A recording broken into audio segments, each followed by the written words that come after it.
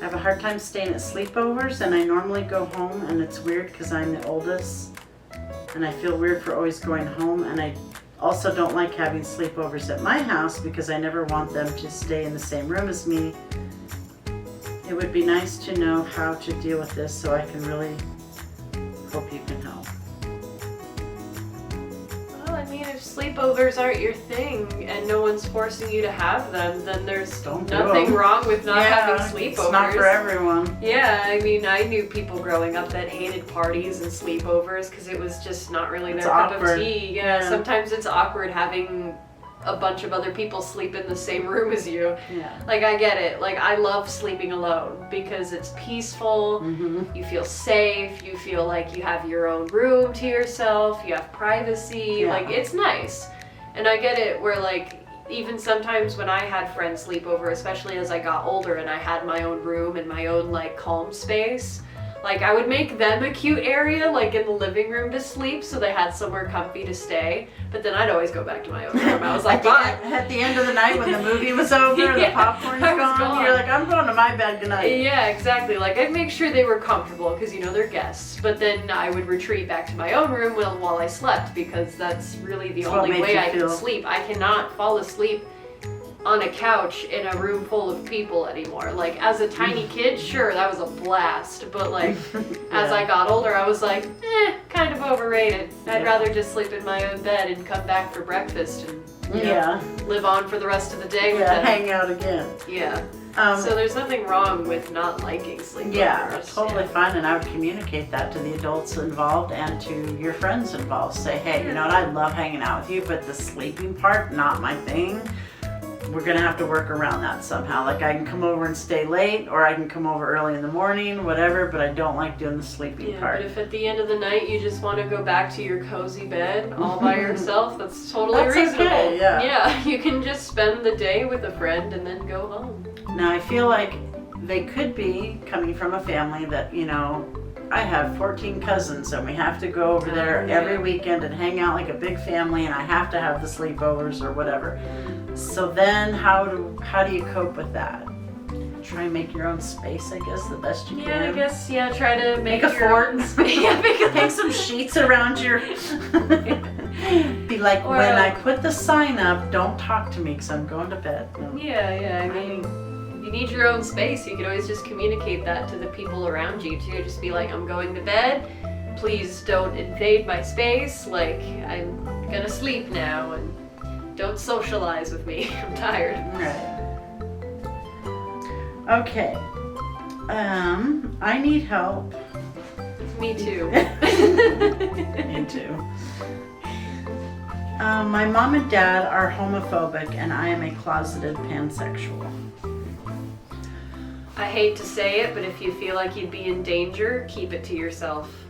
Yeah, honestly, depending on your age group. Yeah, go incognito until you're old enough to remove yourself from that situation if things do get hairy. Just make sure that your safety is most important. Yeah, the most important thing. So, I mean, if they are extremely homophobic to the point where they'd like throw you out of the house, I would suggest keeping it under wraps for now for your own safety, but also go with your gut. Yeah, like, I'm not telling you what to do. This is just my personal opinion. Go with your gut, go with your heart. If you have parents that you think will be safe to tell, I mean, you say homophobic. So I feel like you're saying they're hard to change their minds. So you might just have to deal until you can leave. Now, normally I would never say that. Yeah, exactly. But I feel like you're underage, and if you're underage, that means you're kind of helpless, and we don't want you getting shipped off to a conversion camp or something stupid.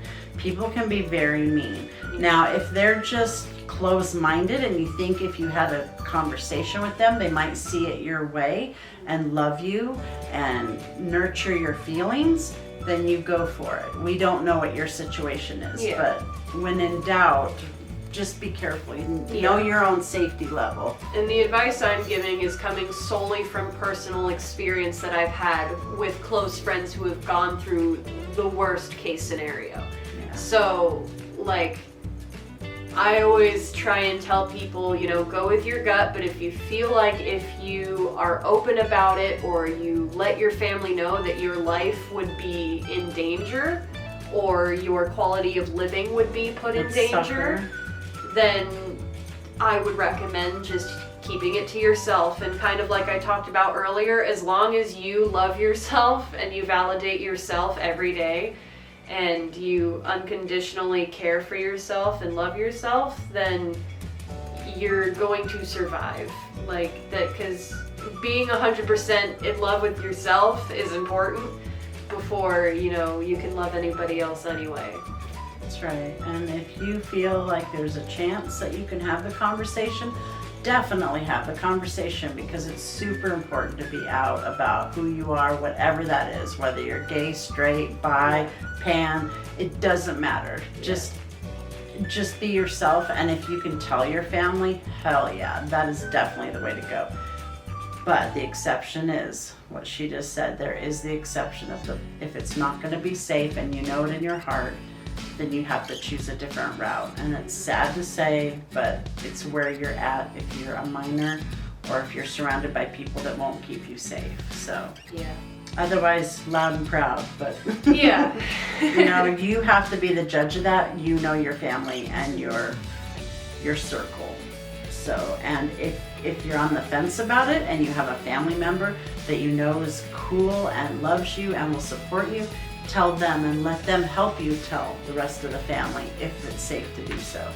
If you have backup's always nice. Even a friend. Always. The more backup, the better, because then, like, if whoever you're coming out to tries to be crappy about it, then you'll have people to back you up and be like, no, actually what you're saying is crappy. Yeah. This person is just expressing who they are to you. They're not hurting anyone, but you're attacking this person for being who they are. That's not cool. And like get some older people if you can. Having a support system is really helpful. Definitely. And it'd be great to have people your own age, but even better if you can get maybe their parents or their older sister. You know what I mean? Because if you're sitting there and you're talking and mom's like, absolutely, you're talking, you know, crazy talk, and you're just standing there with your best friend, that's not it's gonna be helpful to you, but not as helpful if you had your best friend and best friend's mother and father or sister. You know what I mean? Like, have solid backup, not just somebody that your parents are gonna kick out of the house as soon as you start talking. You know what I mean? Have some older people if you can. If not, take who you can get. I'm just picturing one friend of yours that if they had said that, their mom would have been like, sent that friend home then laid into them anyway, so it wouldn't have been helpful. So, but if a friend's mom had been there, you know what I mean, then it's harder for an adult to just rant on you if you have adult backup. So that's extra helpful if you can get adult backup. I'm very proud of my community because several of you chimed into this question and told that person that they're not alone and that if they needed to talk. I'm so proud of my community. You guys rock. Thanks for being there for each other.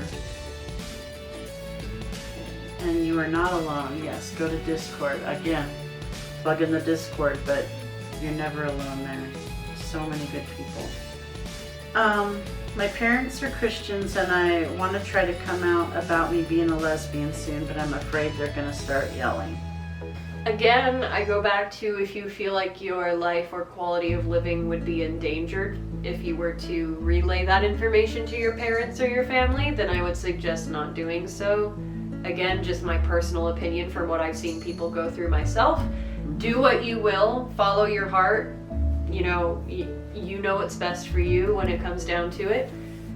But I know that, like, we have friends or family friends that are Christian and gay. Yeah, so I don't understand like why some people are like extreme one way. Like, every religion has its extreme like branch, you know, whether it's LDS or whether it's Christians or Muslim or whatever. Every religion has a section of people that take it way far or make it their own thing, and in my opinion, it doesn't come from the base root of whatever that religion is. Christians that I know and love know that God made people and he doesn't make mistakes. So, you know, if in the Christians that I know believe that God loves everybody. So Jesus loves gays. Canon. yeah, exactly. It's canon. It's canon. It's canon. So honestly, you know, I'm sorry that they're like one of those extreme Christians, but honestly, Christianity teaches that you love everyone and leave the judging up to God, and that God made everyone in His image. So Yeah. what's that say? You can't judge your neighbor. It's not your right. Yeah. So I sorry. find it, yeah. It's just an extreme thought process from very long ago, and honestly, I don't know where it came from because, yeah, it's not canon. No, it's not canon. You know, Christianity is like one big fandom. And Yeah. It's like a book fandom where they all But they read got them, and the they Bible keep is reading the the book wrong. Yeah. Yeah, they keep reading the book wrong. But like with every fandom, there's darker parts of it, you know? Like I'm trying to think, like, I have a lot of gay friends, and I'm trying to think of one that isn't a Christian, honestly. So I it's know, like, just the group that you're with. God, even my Of ex, people that you know. my ex was a Christian. Yeah. I would have to say that your parents are probably one of the extreme Christians, obviously, and that is very common. A lot of people think one way, but we are born the way we are. We can't really change who we are. It's kind of like trying to change your skin color. Yeah, You can't do it. So Your people need to love sexuality, you. yeah. Your sexuality, like what you're attracted to, is not a choice. And I don't think people understand that. They're like, oh yeah, you choose to like people of the same sex. And Did it's you like, choose blue eyes? no. I don't think you did. Did you choose brown eyes? Yeah, who you're attracted to is literally a science. It's the same thing with being transgender or non-binary. Your brain just works differently. Yeah. It's a science. It's scientific fact. It's a proven science. They have- and yet people still Yes. are like, nope, it's a choice. And it's like, no, but it's not. Brain literally But when fires have people different. ever listened to scientists? I mean, if the panorama has taught us anything, people don't listen to scientists. Yeah. So... That is true. But just remember that you're valid too. Like that's the biggest thing is to love yourself. 'Cause Yeah. even if you Love get yourself. disowned, own yourself. Yep, own yourself. Yeah. You're never disowned if you love you and own yourself. Come to the Discord server. Come to the Discord server. We're there. We We're love one you. big dysfunctional gay family. There's so many different types of people there, by the way. We've got gay, straight, bi, pan. We got everybody. We got all We're the just a colors. melting pot. We're the Rainbow. United States of Discord servers where everyone comes together in one place. And we all get along. And it's not like Yeah. everyone is of the same opinion too, but we're all learning, and we are trying to teach people how they can completely see things from two different sides, but talk about it and then learn something from each other. So it's not a place where everyone's going to tell you what you want to hear, but it's a place where they're going to explain themselves, you explain yourself, and then you can have a nice conversation and learn something about each other. And everyone's so nice. Oh my gosh. I'm just so proud of the people that are on my Discord server. I'm very proud. All right, how to calm down from a panic attack. I usually watch NightCove or Ranboo to relax, but I don't always have access to YouTube during them, and I'm worried about having a meltdown in public. Thank you so much, Goat Mom. You have no idea how helpful you are, by the way. Aw. Thank you. I love you. Random citizen. Didn't you talk about like the sensory thing earlier? Yeah. I highly recommend just distracting your brain first of all. I mean, it's hard because I've had some full-blown panic attacks for the first time ever in my life, like over the last year or two. And I used to think I knew what a panic attack was. Yeah, I you used to- don't until you've had one. So you've had a real one. I mean, not that any level of one is fun or comfortable, but before that I would get myself like panicky, but I could calm myself back down pretty much immediately. I could be like, all right, let's just think about this, take a deep breath. But if you're in a full-blown panic attack, nothing, you can't control it. You can't breathe, you feel like you're having a heart attack. There's no thought process at that moment. Yeah. So you literally have to do something to physically distract yourself, I think. Yeah, it's like Hug something, it's like touch an something. instinctual flight Yeah, response. yeah. So it's harder to disrupt. Yeah, it really So is. like carrying something with you, like a little hacky sack or something Something. almost, something to like squeeze really hard, Something that's like physically tangible to like distract your brain and go, ooh, shiny. Or soft, maybe one of those soft fluffy like balls. Whatever kind of texture you think you'd like, whether it's like slime or something fluffy, something sandpaper. squishy. Something that's like sensory, or like there's these little sequins things that you can flip back and forth and watch them change. Like the pillows. Yeah, those are very satisfying for some people. I knew a person in high school that would carry one around in their pocket on like a keychain, and whenever they started getting like a little stressed out, they would just get it out and start like petting playing with it. Yeah, and just really kind of watching gratifying. the colors change, and immediately they would start to calm down because they had trained their brain that when that squishy is out and they're touching it, that everything's okay. So it's almost like conditioning your brain to go, oop, no panic. Okay, pet the happy thing. Yeah, whatever that We're thing is. okay. Yeah. Whether it's So- rough or bubbly or soft, whatever works for you. Whatever strikes your fancy. And if that doesn't help you, because a lot of people are different, then sometimes like music helps. Like for me, I'm a very musical brain. So like if the crowds around me are too much, or if I literally just don't feel like talking to anyone, then I'll just put on headphones. Even if I'm not playing music, sometimes just having something over your ears to kind of help suppress the noise, or even like earbuds, just something in my ears so that one, people don't talk to me because they think I can't hear them, and also just like being able to dampen the sound that's around you a little bit can sometimes help reduce your anxiety, depending on what's triggering the panic attack. Because that's also important. Depending on what's triggering the panic attack, try to, identify what the trigger is so that you can better combat that trigger and diffuse the panic attack. And hopefully eliminate it from your environment so that future attacks don't happen. Yeah. If it's something you can't eliminate, then if it's a person that lives in your house, you need to have that family talk. If it's something else like a sound, then see if you can get yourself used to that sound. There's a lot of things that cause panic attacks that might be, it could be something that you could condition yourself to get used to. You know what I mean? Like there used to be a certain ringtone that used to scare me when I was a child, and I made myself hear it over and over. And eventually it no longer triggered me. And so if it's something that you could expose yourself to over and over, maybe it would lessen that. That doesn't always work for every situation, obviously. Sometimes you just need total avoidance, or sometimes you need a distraction technique. So it just really depends on what triggers you and what it is. So it might take some experimenting to figure out what works best for you, but those are some options, whether it's an audio thing or like a sight thing. If you just need to like look down at your feet and take some deep breaths and count to 10 or something, or do the ABCs backwards. Something that requires focus. So like counting to 10 is really easy. So sometimes that doesn't quite work for some people. So like, again, I had a friend, because all of us were balls of stress in high school. So I knew quite a few people who had different techniques, but it was also fascinating because I got to learn a lot from them. So they kind of helped me out a lot too with like my own personal like learning techniques for how to like take care of myself.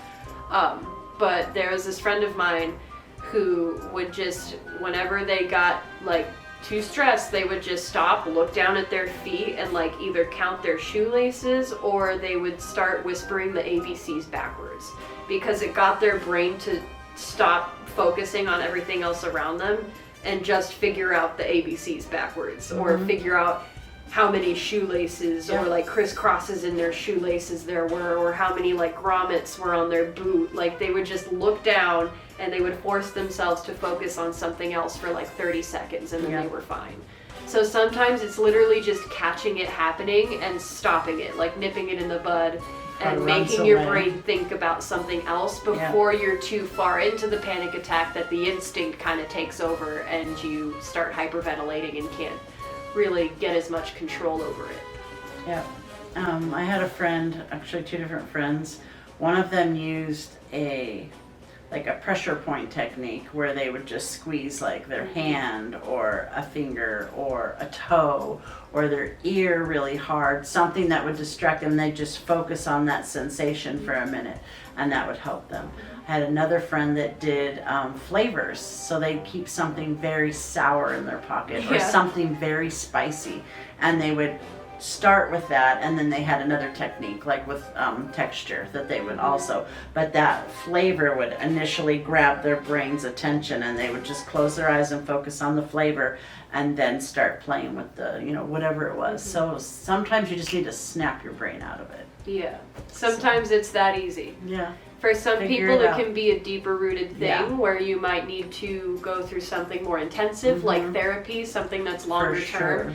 There is a method called EMDR. It's great. That I've actually tried before, and it's actually really, really helpful. It's so simple the way it works. It's so simple. But I would recommend doing some research on it because it's actually really fascinating to learn about. The brain is such a wild organ, but like even something as simple as like a rhythmic click, like a metronome, while you're thinking through something can rewire the brain so quickly. And like it's so neat. So like I would recommend researching things about like EMDR and stuff like that because it's really cool to read about. Yeah, definitely. And if you have the ability to, definitely do EMDR with a professional, because there are apps and stuff you can do, but I don't suggest going past like the first stage alone. You need someone to help train you what to do when you get to stage 2 and 3 and 4 and stuff like that.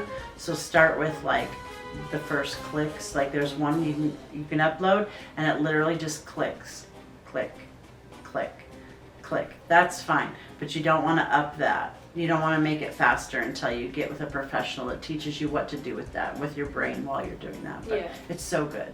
Most of my family are against cosplay and yell at me for being a cosplayer. I still want to cosplay, but I don't know how to do it without getting yelled at. Well, we covered something like this in one of our other family videos, so please go check out the other advice videos for a more in-depth answer. But we said something like, you know, if Dad likes golf, what if everyone was mad at him for liking golf? Yeah. Now ask him to explain that. Well, we don't like golf. We think golf is weird. You're chasing a little ball around with a stick. That's so stupid. I mean, you know, and I'm not honestly, wrong. When you think about it, sports are very weird. Right. So if he can like that, why can't you like cosplay? You know what I mean? Yeah. So give them some perspective on whatever they like. Be like, well, look what you like. Just because you love to bake, I think that that's weird. I don't want to stand in the kitchen all day making a big mess and, you know, making the house hot or whatever. You know what I mean? Like you can be sympathetic with each other on what you like to do, and there's no reason not to. So I don't know how to put that any other way. Yeah, I mean, it's pretty simple. Cosplay It's really just perspective. Yeah. Just because it's something that your parents may not understand because it's not something they grew up with, doesn't mean that their minds can't change if maybe you just give them a little bit of perspective and be like, you know, you guys grew up around like sports where you chase little balls around and get concussions over it. But I want to dress as Freddy and put videos on TikTok and you think that I'm weird and crazy and that it's stupid, like it's just a different I'm not getting a concussion and I'm not hurting anybody with it, so like yeah, so like in our video, in the other family video, we explain it's being a family is more than just existing in a house. You have to learn to love and appreciate and engage with each other, and even if that means learning about something that you don't really get or understand, but you know, if Billy wants to play the saxophone and everyone else in the house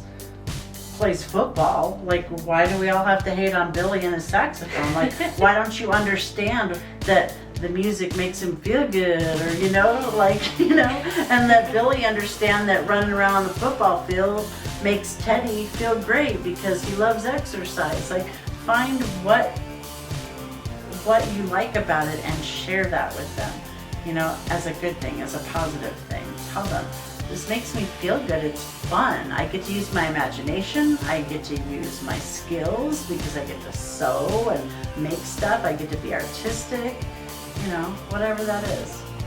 Find a common ground and explain that to them. And use something that they like as a reference so that they can't go, well, that's weird. And then you can be like, well, so is sewing the same colored yarn 50,000 times in a row, but I don't hate on you for doing it, or whatever they do, you know? Everybody has a hobby. No one should be against anyone else for a hobby, as long as you're not harming others. As long as your hobby isn't hiding bodies. Well, It's yeah, definitely not my hobby. bad hobby. Listen, glitch trash. We're talking to NightCove now. Maybe how to help other people. That's kind of vague. You can help other people in 1,000 ways. You can help by listening. You can help by helping the old neighbor across the street carry her groceries in the house. You could make videos like us. Yeah, help people like Share this. your personal advice. Yeah, maybe help other kids, you know, not panic because they have to do homework, or show how you do your homework, or help make tutorials about things you know how to do that you think other people would need to know about. Yeah, how to take care of your pets, you know, how to water a garden, whatever makes you happy. Help people by teaching them how to do it, or be a helping hand to the elderly or to smaller people than you, like, you know, children, toddlers, you know. Ask Aunt Sally if she needs, you know, help babysitting, or if you could, like, put the dishes away for mom and dad because they both worked all day, or, you know, I mean, there's 1,000 ways to help. I'm not sure specifically what you're asking, but there's no bad way to help, I don't think, if you're not overstepping. Yeah. Last week on Roblox, I had a mate but broke up. I don't know if I'm the problem or him. I guess that's hard to know unless you have communication.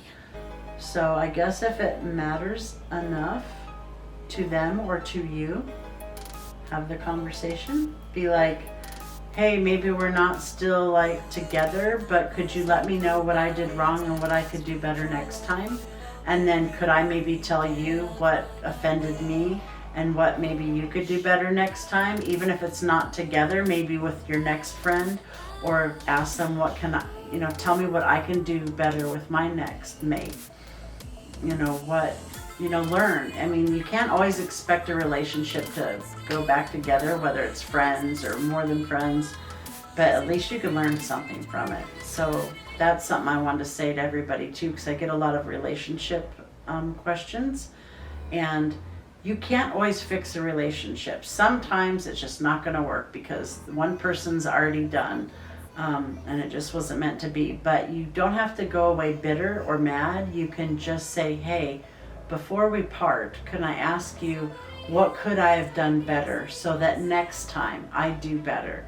And then if they're receptive, maybe you can get off your chest what you felt offended about and what maybe they could do better. Maybe they don't want to hear it, that's fine. But if you take away a little piece of information on how you can be better, then at least you haven't left a relationship or a friendship with nothing. You've learned something. Do you have any advice on that one? No, that was pretty well said. Any other random advice I don't you can think think so. of that the world needs to know? Love yourself. Love yourself. Accept yourself. Yeah. Do something nice for your family. If you have a nice family, or you have an iffy, like on the edge family, try the family meetings, please. Try initiating it. I know that you're probably sitting at home wishing people talked more or hugged more or yelled less. Try to be the hero for a minute. See if it works. It may not, and it's not your responsibility to be the hero, by the way. But you know, if you want something fun to try, a little science experiment, try getting everyone in the room and be like, guys, I know we never talk, but could you put your phone down, Mom, and Billy over there, can you put the video game controller down for just 5 minutes? I have something to say. We are a family. We are the only family we're ever going to have. Could we have a small talk about how we treat each other? Because wouldn't it be cool if maybe once a week we had a small conversation like this and checked in with each other and said, hey, What made you feel good this week? What made you feel bad? What could Billy do better? What can mom do better? What could dad do differently that makes us more relaxed or more happy? What could we do for dad that would make him feel more relaxed and happy? What can we do for Billy? What can we do for mom? What can we do for me? Like, can we talk and maybe try and bring the family together? See if that happens.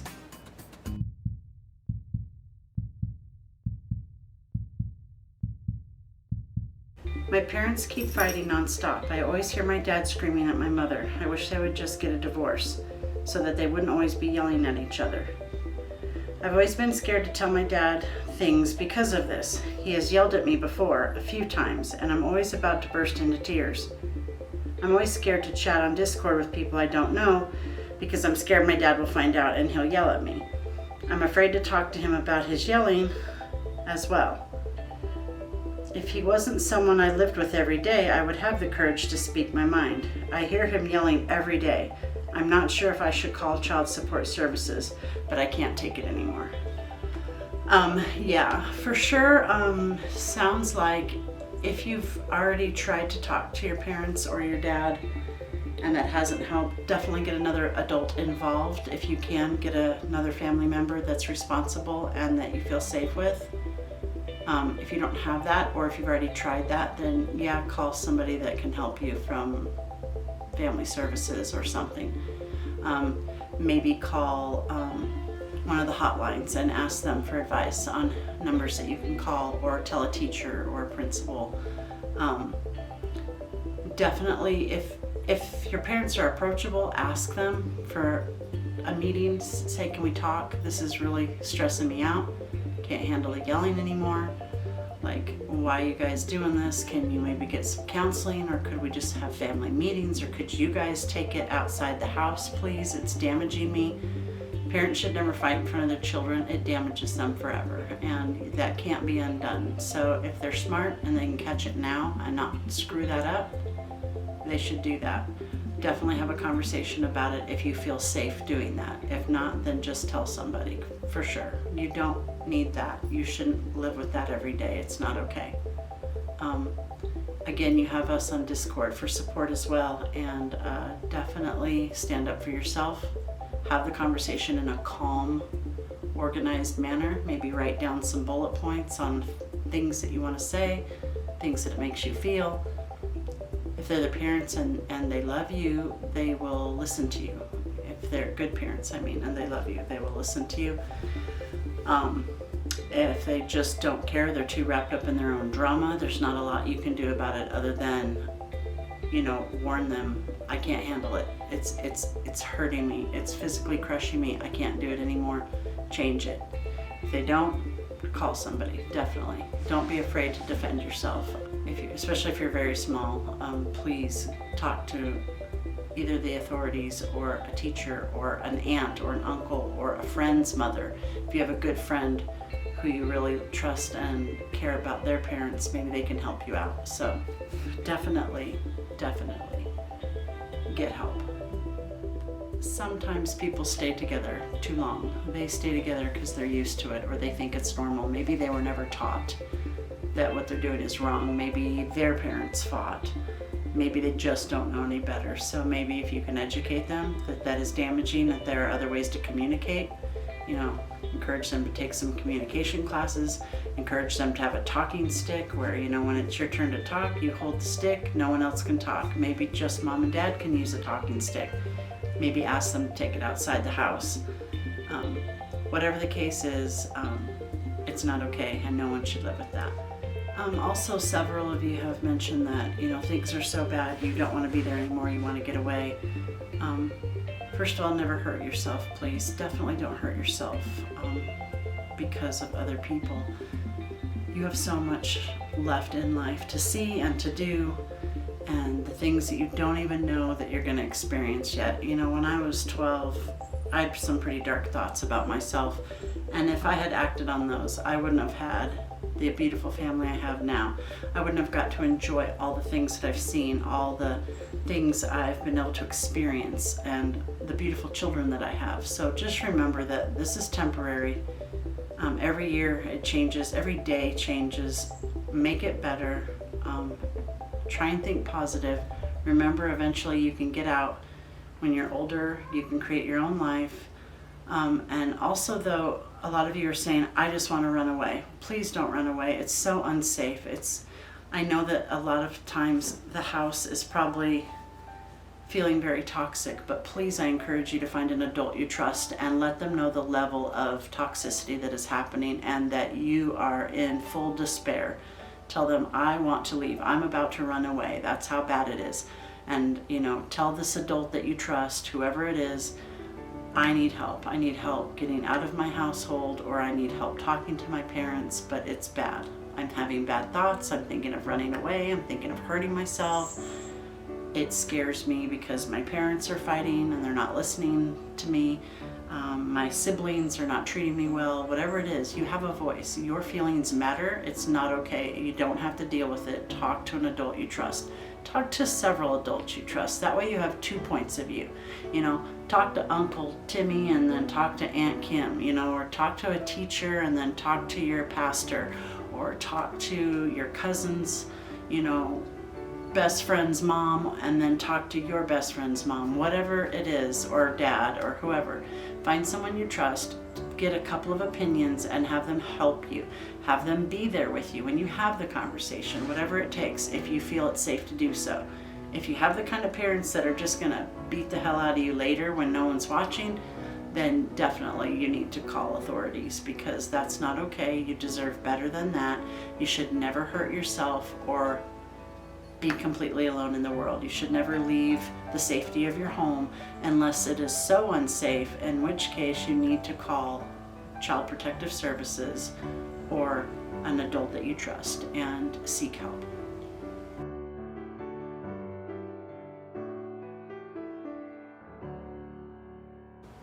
That's a good bit of, blanket advice. Yeah. And eat family dinner together, damn it. No one sits down anymore. Put the video games away, shut the TV off, make your parents put their phones away, you too. Put them in a basket. You can go 15 minutes, sit down and have at least one meal a week as a family. Sit down and make everyone know what time that is and what day it is. And do it. That's a baby step to happiness. And it's hot, drink water, treat your pets well. Never, ever, ever hit an animal or a child. You could hit a child.